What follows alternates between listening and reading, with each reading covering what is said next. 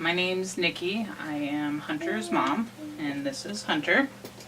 I'm Kelly Zimmerman, his sister. Okay, Hunter's condition is, the acronym is PIGA.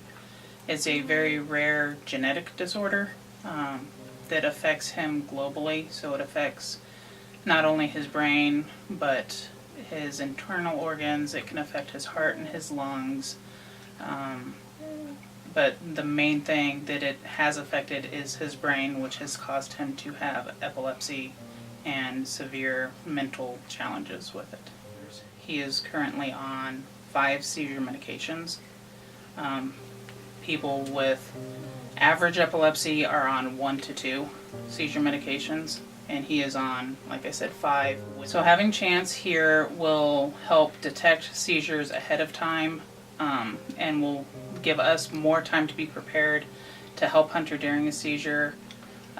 Hunter will stop breathing. He could have a heart attack during a seizure, so we need to be at his side and ready when it happens. On a good day, he will have 2 seizures. On a what we call a bad day, he will have up to 20 seizures. And when we get to that point, we normally end up in the hospital for a couple days. And Chance will be trained that any time he is wearing his vest, he is working. So even if Hunter is sleeping, if he senses, if he smells that, he will wake up and he will wake me up. Having Chance here every day is going to allow me to breathe. Even getting a cup of coffee is a challenge for me. I can't ever walk away from him without having the worry of, am I missing something? Is he okay? When Hunter first started having seizures, it was very emotional. It's always scary, but normally, now that he has so many, you kind of go into autopilot. You do what has to be done at the moment, and then after the fact is when all the emotions come into play. But on Monday of this week, he had a 7-minute seizure, which is a very long seizure. Normally at 5 minutes, that's when you're giving rescue meds, and that's when you're calling 911.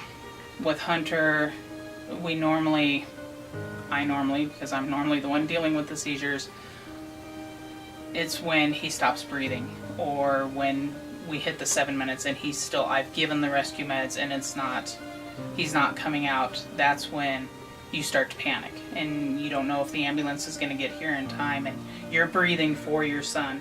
First time he had a seizure, it was horrible. It was the worst thing I have ever experienced. The first probably 3 seizures, we didn't even know what they were. We had no idea. My baby was turning blue. I had no idea what was going on. That day, Kelly was at school. My husband was supposed to be getting on a plane to go visit his terminal aunt, and I was at work with Hunter. And he went limp and went blue, and we had no idea why. And it wasn't until it was a couple hours of that repeating, and I took him to the doctor, and they didn't know what was going on until they witnessed it. And then they stuck us in an ambulance to the hospital. And I think that day he had 45 seizures in that one day, and they could not get them stopped. Hard, I guess, to not have like a 7-year-old brother like everybody else is, you know? Yeah. Yeah. It's hard. Sorry. It's hard to watch her, because she'll come home from a friend's house and say their brother does this and this and this, and Hunter never did. You know. So even when Hunter was a baby, they would, she'd be like, so-and-so's brother rolls over, and Hunter doesn't, and he's 7, and he still can't roll over. So it's hard for her not to have